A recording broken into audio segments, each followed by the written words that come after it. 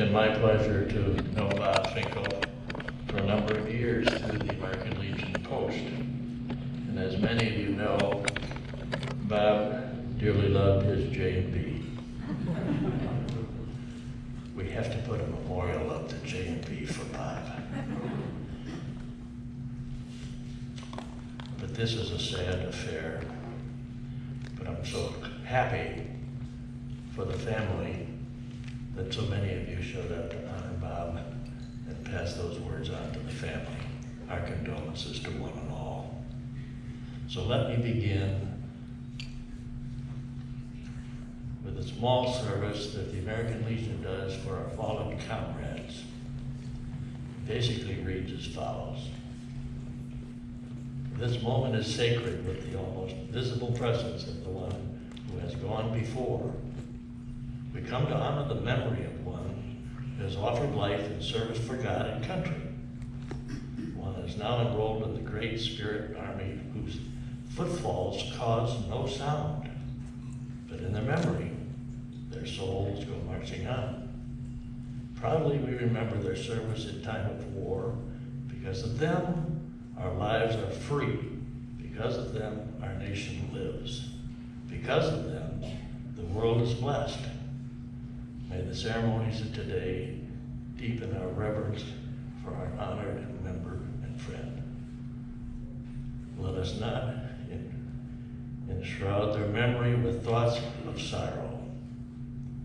Tears or words of sympathy cannot bring back the comfort of those loving hands or the music of voices stilled.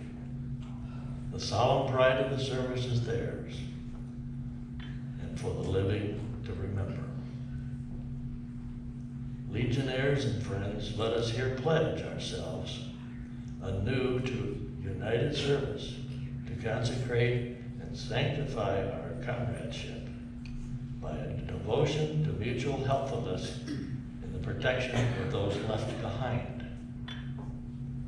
We realize how futile are mere words to express our deep and abiding sympathy in your loss. May you feel our friend is at rest in an endless peace. Generation after generation, all the shadowy people of the past have lived as we live, perplexed and mystified by death. Have they gone into the great beyond with hearts filled with the wistful longings as we all must go? Surely there is an afterlife for all those who have been loyal and true, a life to which light and peace shall come, where the burden shall be lifted and the heartache shall cease, where the love, the hope, and the fulfillment that escapes us here shall be given to us to be ours forever. Now I would ask that the children and grandchildren join us Legionnaires in a final salute to their father. If you'll step forward, please.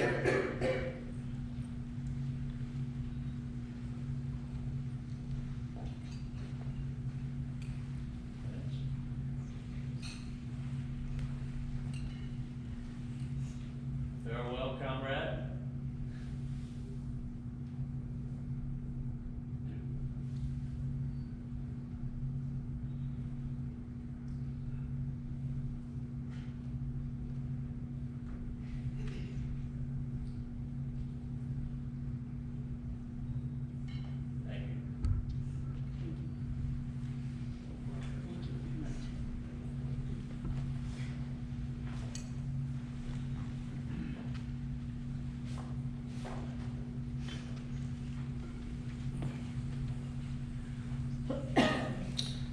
The next person I would like to invite up is Dr. Alan Kirschner, who is a longtime friend of my father's and a work colleague as well.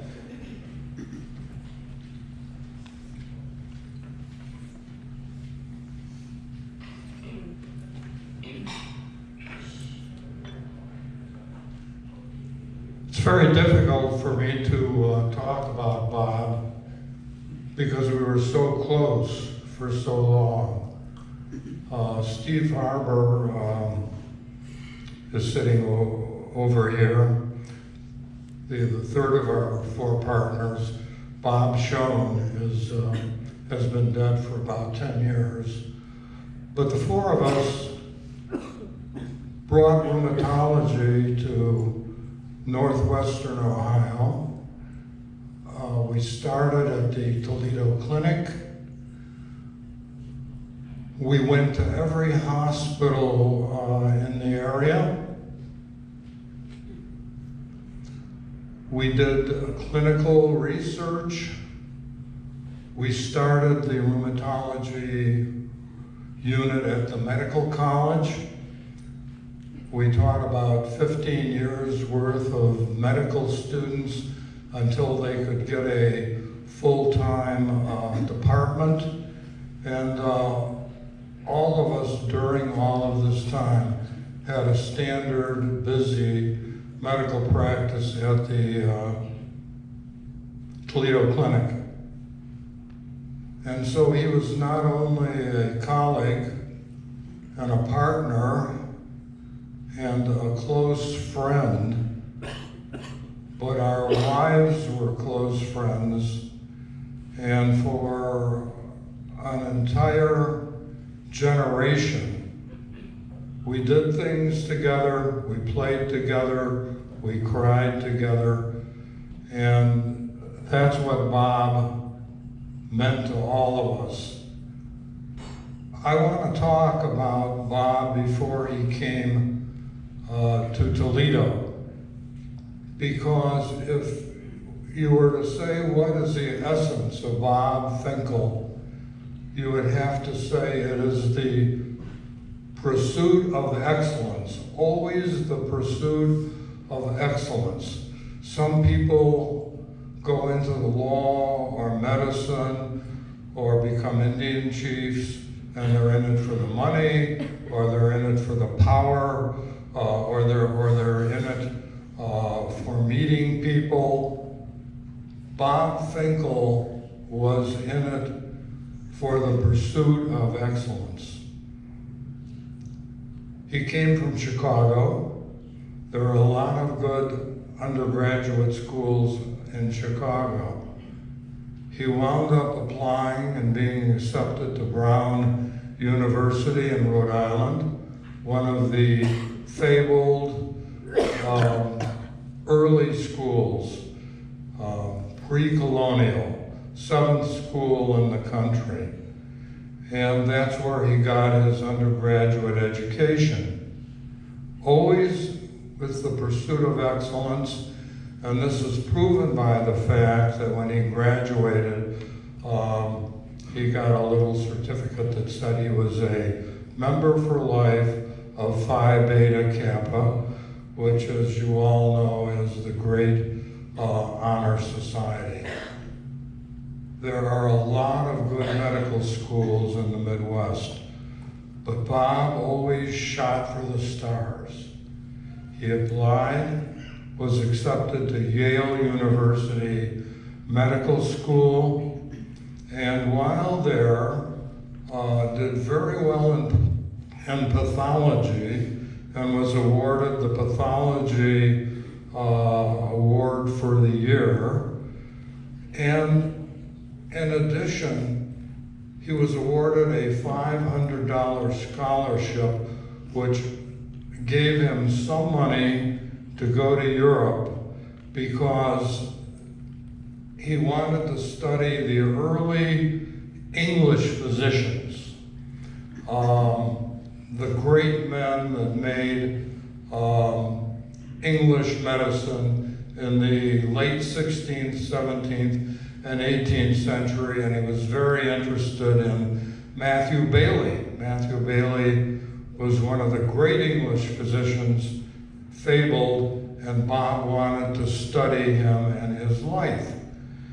And I never got a chance to ask Bob what he did with the information he learned. And I told my wife, I wonder if Bob ever wrote an article on Matthew Bailey.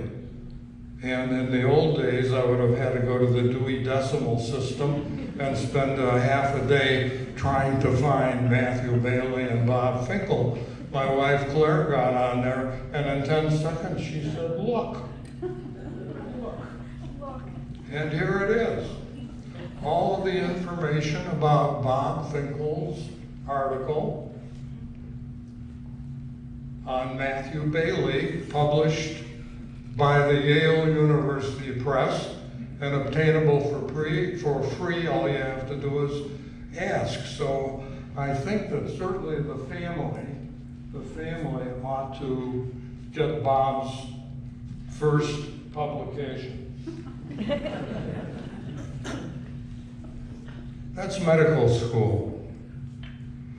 Bob decided he wanted to be an internist. In our day, internal medicine, we were the thinkers.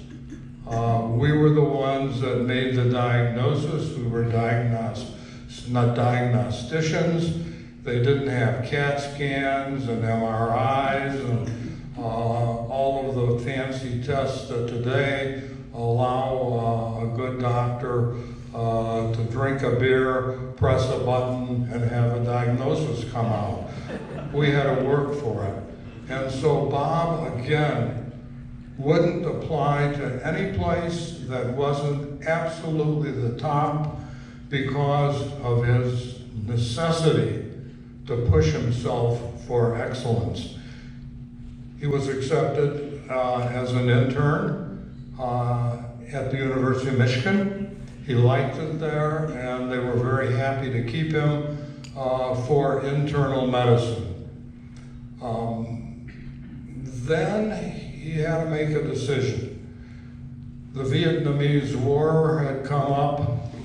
All of us who were doctors had to go in, and actually most of us were happy to do it for the country. Bob was very happy to do it for the country, and he signed up for the Navy. And because of all of his medical training, he got credit for those years, and so he became a lieutenant commander, Medical Corps, United States Naval Reserve. Before doing that, he asked, could I take my training in rheumatology and then go into service? And the government was perfectly happy. They could use a rheumatologist just the way they could use an internist. And Bob did that. Again, his push for excellence wouldn't let him apply to any place that wasn't absolutely top-notch rheumatology. And the Northwestern University College of Medicine had a very, very good program run by a man named Frank Schmidt. And Bob called him up, told him what he'd done, and Frank accepted him for a 2-year rotation in rheumatology. And then Bob went into the service. And he got a letter from Bureau of Personnel, the Navy. I was in the same thing, I got the same kind of letter. And his said, report to Portsmouth for temporary duty prior to being assigned to Vietnam. And that's what Bob did. He went to Portsmouth. He thought he was going to go to Vietnam. The war was on. And then fate played a role. Remember the ancient Greeks, how they would start out all of their books, and fate did this and fate. Well, fate did something for Bob Finkel, and it was a good or a bad thing, depending upon how you looked at it. But the person who was running the hospital at Portsmouth came to Bob and said, you're a really great internist, and I can't afford to lose you because I don't have any other internists. And if you will agree to this, I will go to my superiors and I will get you transferred. You won't go to Vietnam. You will stay and run internal medicine at our hospital in Portsmouth. And Bob said yes. That had two things that happened because of that. Number one, he never went to Vietnam, and a lot of our colleagues in medicine, even though they didn't get shot in Vietnam, they either got hepatitis or some other disease or were bombed silly, and I know several doctors who have never recovered. So fate stepped in and did that. Fate did one more thing.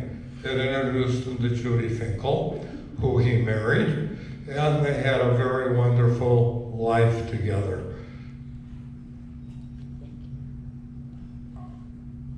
I promised Judy I wouldn't go over 5 minutes. I'm at least 20 minutes now. So let me simply say that Bob continued this push for excellence throughout his life. I went into a stamp store, the best stamp store in the United States, in Louisiana, New Orleans. He was a stamp collector. He said, it won't take long. I'll look at just some of the stamps they have. 3 hours later, he bought 2 stamps for under $50. And he examined every great 19th century United States stamp in the store. When we went out, he would always order a J&B in the rocks. Bob, why do you order a J&B in the rocks all the time? He looked at me and he said, Alan, I've tasted them all, and this is what I want. Automobiles. First car Bob bought, Judy and Claire and I had Bob drive us to Chicago. A brand new car. It was either a Chrysler product or a General Motors product.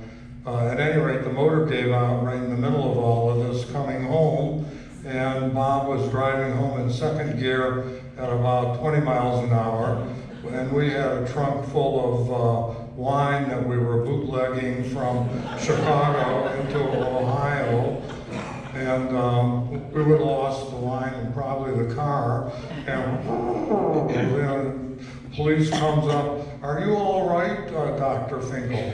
Bob looked at him, and the only time I ever heard Bob lie, he looked at the policeman and he said, sir, we're fine, I'm just driving home slowly. The police left, we got our wine home. And Bob examined cars. And he did the same thing with cars that he did with undergraduate schools and with medical school and internship. He came up with what he wanted. And from that time on, Bob would just drive a BMW. And sometimes the BMWs were good, and sometimes they were not so good. But to Bob Finkel, he would rather have a BMW than a Rolls Royce or a Bentley. Finally, I'd just like to say this. Behind every person who is as intelligent and good and a wonderful person in every way, there's a mate. And Judy Finkel, for all of the years we've known her, has been Bob's Rock of Gibraltar. She's always been there. She's always taken care of him, and she's always been dependable, not only to Bob, but to all of our friends. Steve Farber sitting over here, we're the only two left of the four, and I would bet that if he were giving this talk, he would say exactly the same thing. I'll end by saying, Judy, you knew I could never talk for only 5 minutes.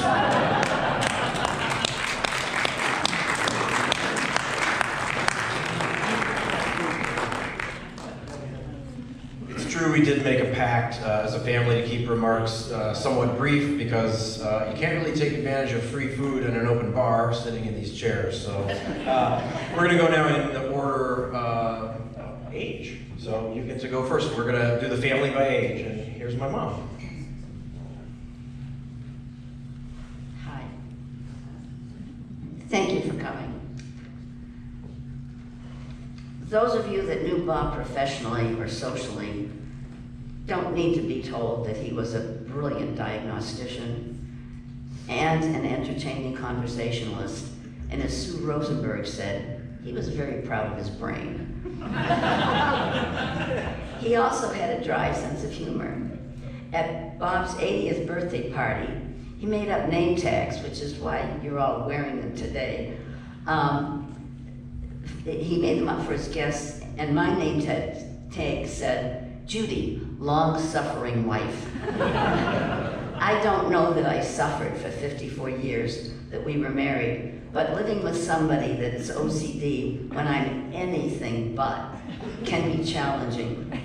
The saying is, opposites attract, and then you spend the rest of your life driving each other crazy. Bob said in my case, it wasn't a drive, but a putt.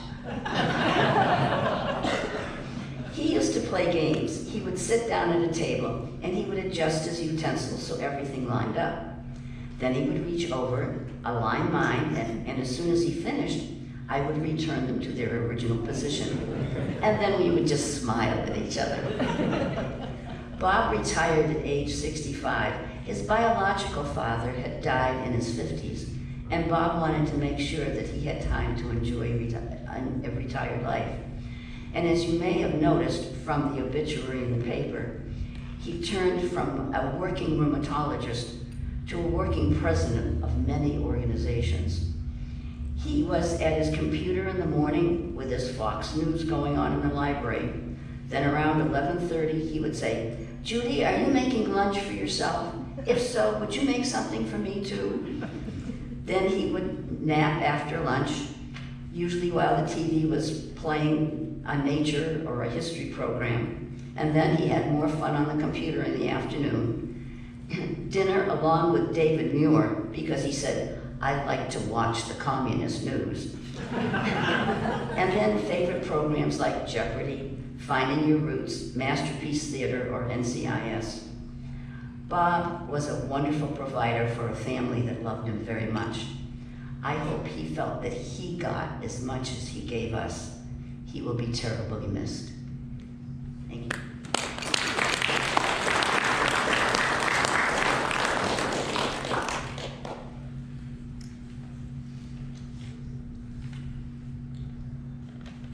It's interesting that my mom finished it up with the provider remark because that's the first thing on my list. I've got 4 things, like just 4 bullet points. And the first one is provider. I feel really lucky that I kind of got everything I wanted or everything I needed for sure.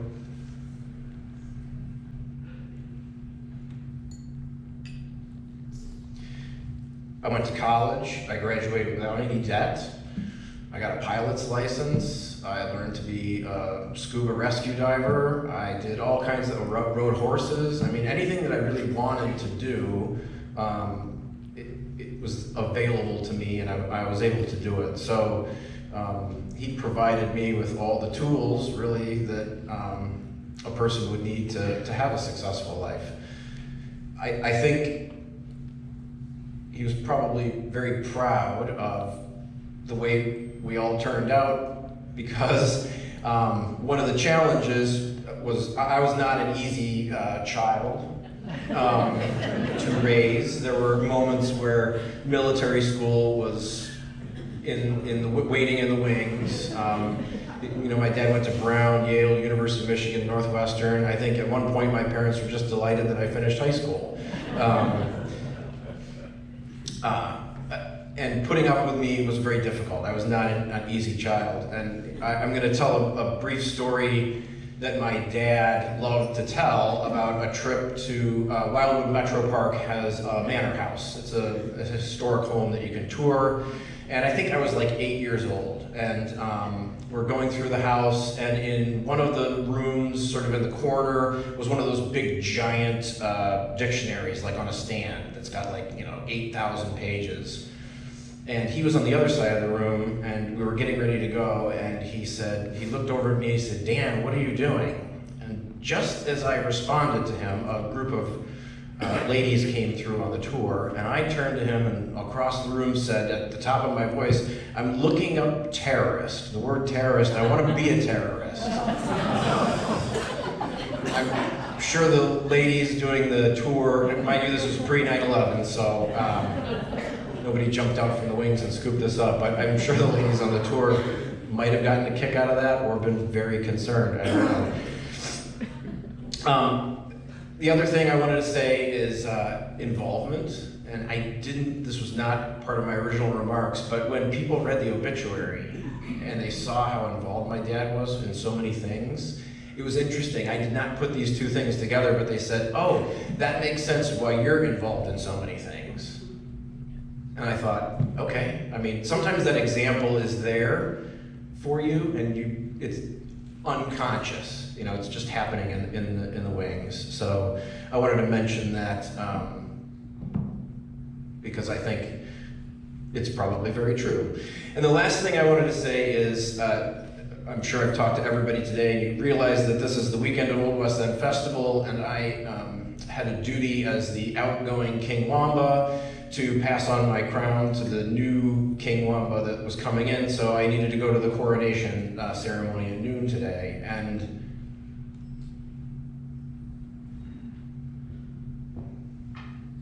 it's on the front steps of the museum.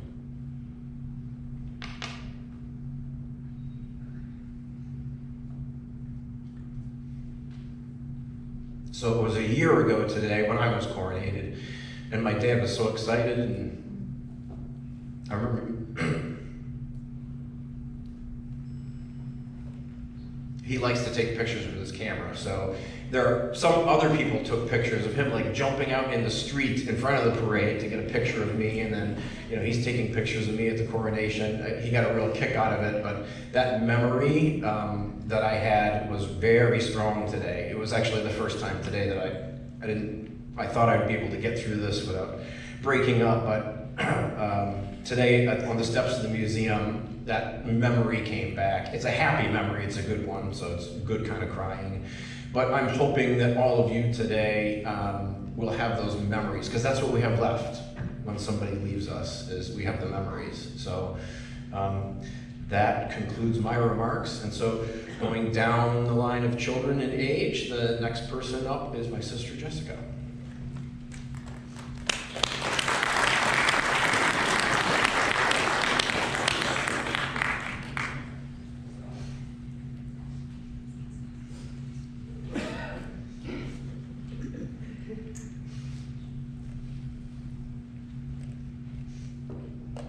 Hi everyone, my name is Jessica. I am the middle and oldest daughter of my dad, Robert Finkel. I first wanted to say thank you everyone for being here. It's amazing to see all these people who have come from, like my Aunt Wendy, Chicago, my cousin Sadie came from New Orleans, and many other people that traveled. I see Paul over there, Arizona. So thank you to his extended family, colleagues and friends, peers, and other people that may have crossed his path. I just noticed Laura over there, she was the only person that could read my dad's handwriting. But I just wanted to extend that thank you and tell you how much it means to me, and I'm sure the rest of my family, that we have everyone here to have this support and to say goodbye to my father. Ironically, as I'm the fourth person to go now, three of the things I was going to talk about have been mentioned already. One being the provider, and that is so true, so true. The other is Uncle Alan Kirshner mentioned the Rock of Gibraltar. Well, I wanted to thank my sister for being my mom's rock and the rest of us in the hospital. She had the most amazing notes and remembered all the doctors' names and all the medicines my dad was on and all those kinds of things. So thank you, Emily, for that. Dan, thank you for just taking care of everything that you do with the electronics when the internet was going out at the house and we're trying to get this stuff sent out, and making sure everything's in order with the paperwork. And I wanted to thank my mom for putting up with my dad at times when he was kind of rough on us, and making him always think it was his idea when we came to her with a need or a want, and saying, well, give me time to, put that hint in his ear and we'll get it done, So, thank you, Mom, for being the matriarch of the family. I'm just gonna take a real quick minute, and I wrote a backup note just in case, because some of the things I wanted to talk about were obviously there. Let me just pull it up here.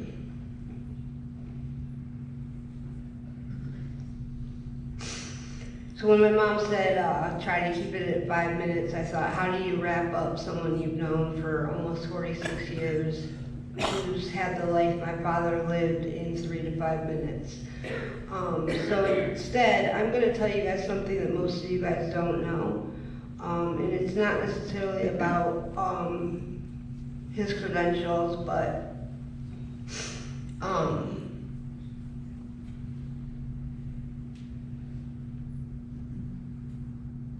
the day before my dad went into the hospital, we were in the car together, just him and I. And I asked him if he was happy with the life he lived, if he felt like he had done to that point most of what he wanted to. And he kind of thought, and he said, well, yeah, I think I've done all right. And I told him that I just wanted him to always know that out of every kid, baby, or whatever that was up for adoption in 1979, he picked me. And he chose to keep me, because I guess there's a return policy on that, according to my mom. And that I was just so thankful again for what he provided. And again, we never had to want for anything. He made sure we were educated. He made sure that we were involved in the hobbies and sports that we wanted to be, and he supported that. We were cultured because we traveled the world. I don't know if a lot of you know, we went to Africa. On my 18th birthday, I went with my cousin Jane to France, and I mean, we've just been all over. And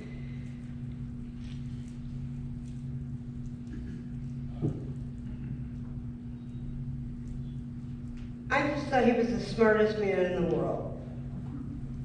Not just because he was my father, but because he was very much smart.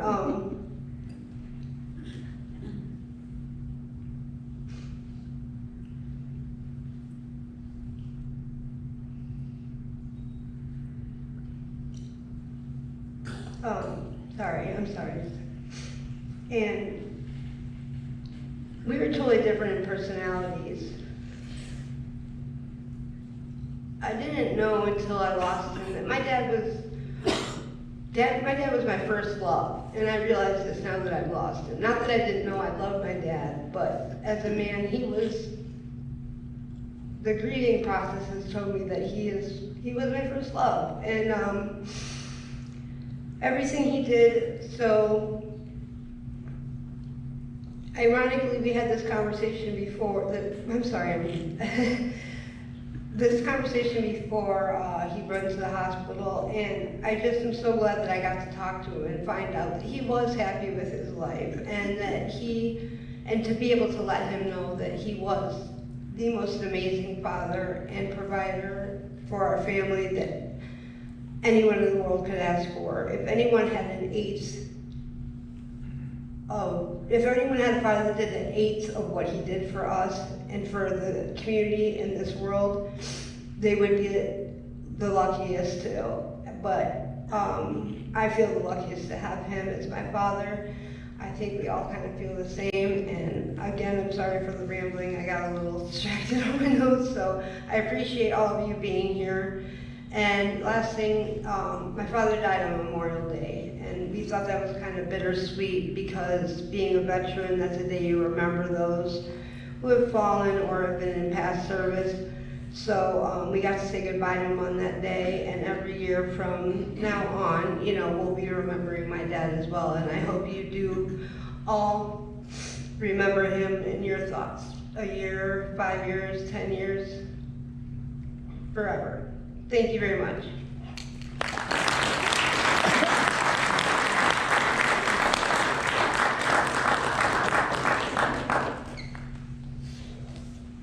Okay, only one person standing between your food and cocktails.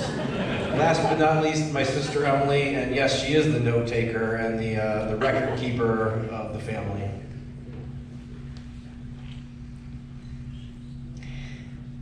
Picking up on the story my mom shared about she and my dad playing their game of him rearranging the silverware.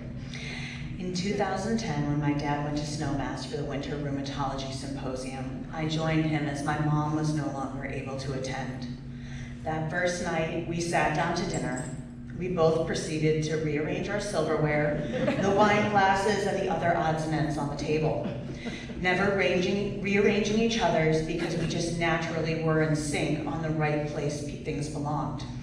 I realized what I was doing and thought, wow, I really am my father's daughter. As his daughter, I had the privilege of his support, whether I realized it when it was happening in the moment or later on reflection. Growing up as a competitive horseback rider, my mom and I would take off for so many weekends over the summer, traveling throughout Michigan for competitions. And my dad would drive 3 hours to tell me that I looked sharp, give the horse a couple of pats on the neck, wash his hands because he was allergic, and then drive home. Sometimes his support was less subtle. When I was in junior high, I was struggling with my honors pre-algebra class, and the teacher called a parent conference, and the assistant principal was present. They recommended that because I was getting a C, they felt I should repeat the class. My father responded by saying that he would rather have me sit on the toilet all year staring at the wall than repeat a class I wasn't failing.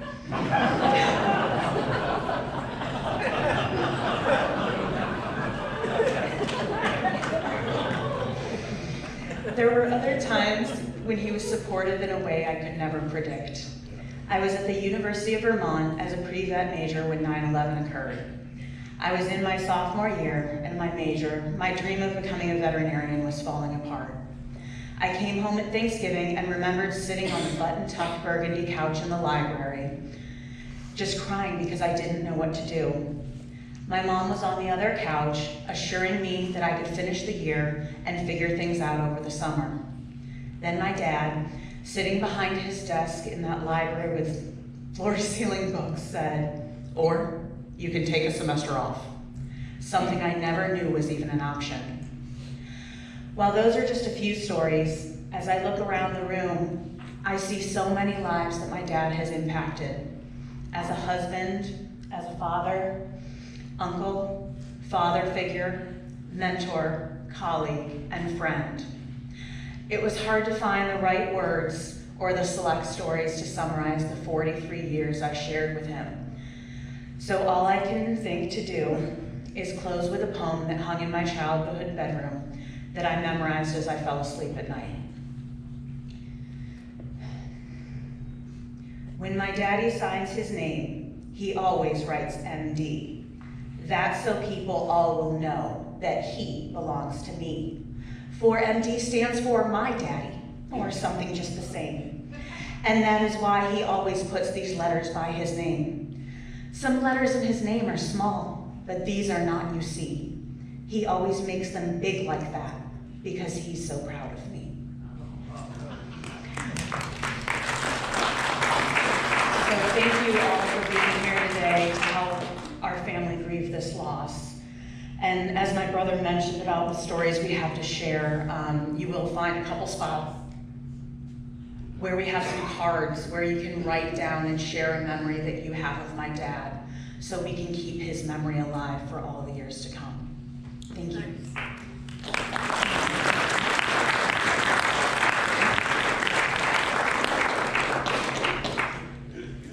And if you do write the story, hopefully your penmanship is better than my dad's, because it was awful.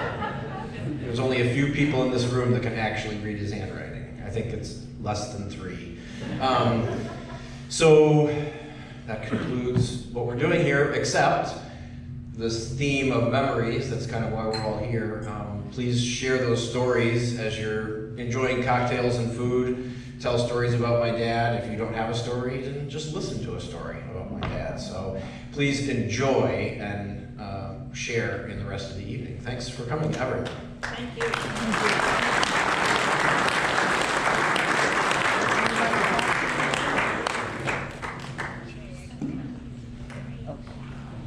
Okay, sweetie, I'm glad you were here. Okay. I'll talk to you later.